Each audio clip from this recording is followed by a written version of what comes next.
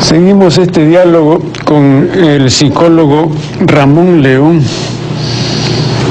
Doctor León, ¿desde cuándo se comienza a hablar en Occidente del bienestar personal subjetivo, ¿no? De la necesidad de sentirse bien, de realizarse, de triunfar en la vida, de llegar a ser feliz? ¿Desde cuándo?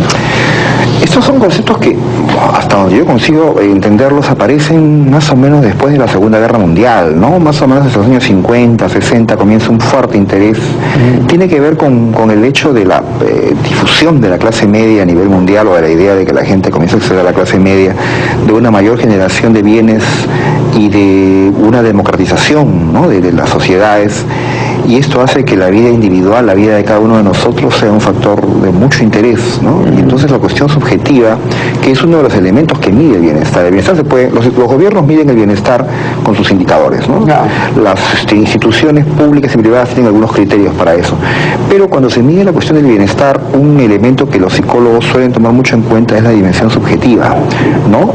Sobre todo hay muchos estudios transculturales sobre el tema que indican que la insistencia, por ejemplo, en lo material, ¿no? Y en el éxito profesional y personal propio de la sociedad norteamericana para definir a alguien como alguien que está en situación de bienestar, no es compartida por gente de otras sociedades. En la bibliografía del libro hay un par de referencias a estudios en países como Tailandia, por ejemplo, en países del lejano oriente, donde la dimensión de bienestar a veces no está tan vinculada a la riqueza material, sino a otras cosas, ¿no? La familia, el reconocimiento social, que tampoco está asociado necesariamente al éxito profesional, ¿no? Esta es una dimensión que también debe ser estudiada de contexto en contexto, de situación en situación, de época en época, ¿no? Probablemente la idea de bienestar en el Perú es una, y la idea de bienestar en Rusia, en Afganistán y en Tailandia es otra.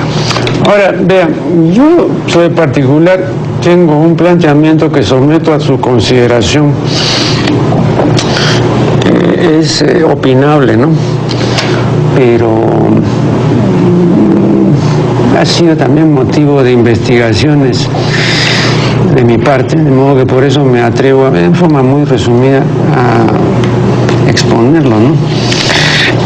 Vea, yo sostengo que la gente comenzó a sentir la necesidad de sentirse bien, de estar bien, ¿no? Cuando supo lo que era el aburrimiento. Y entonces, para desaburrirse, comenzó a ilusionarse. ¿Por qué digo esto? Por lo siguiente: el aburrimiento, tal como lo conocemos, es un fenómeno del siglo XVIII, del principio del XVIII, 1804, 1805.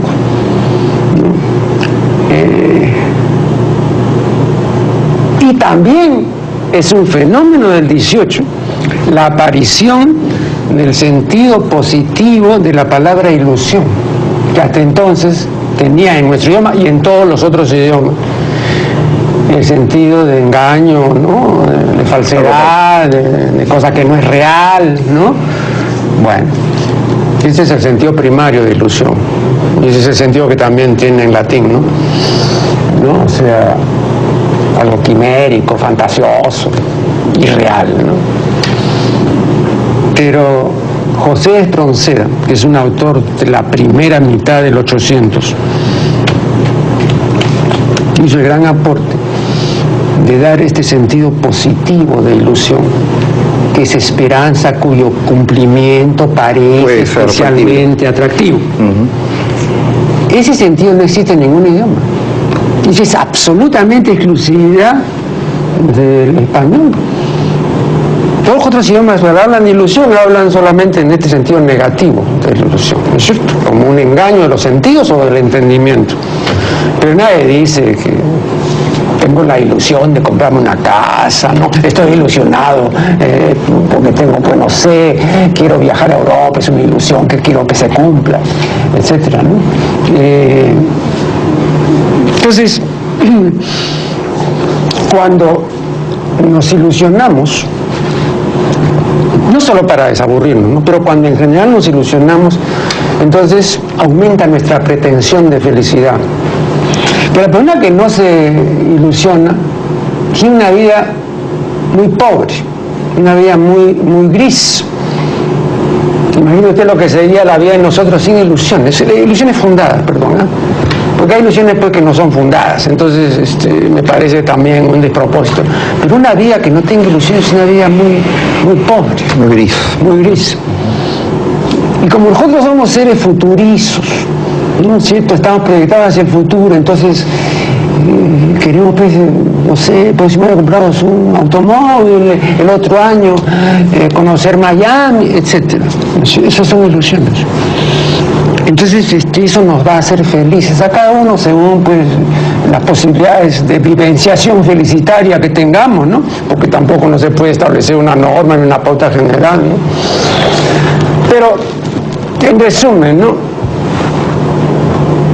Tengo sobre el asunto, por eso me he permitido brevísimamente exponerlo. Tengo un trabajo sobre el asunto y lo he investigado. Vea, los antropólogos no han podido descubrir ninguna cultura en la cual existe el aburrimiento en el sentido en que lo entendían ya los autores ingleses y franceses del 800. No hay ninguna cultura. Y la asedía como un antecedente, no tiene nada que ver con la remisión, es algo distinto. No quiero entrar en esto porque no es el tema, no, pero simplemente lo menciono. Pero ese aburrimiento, ¿no? Ese spleen, ¿no?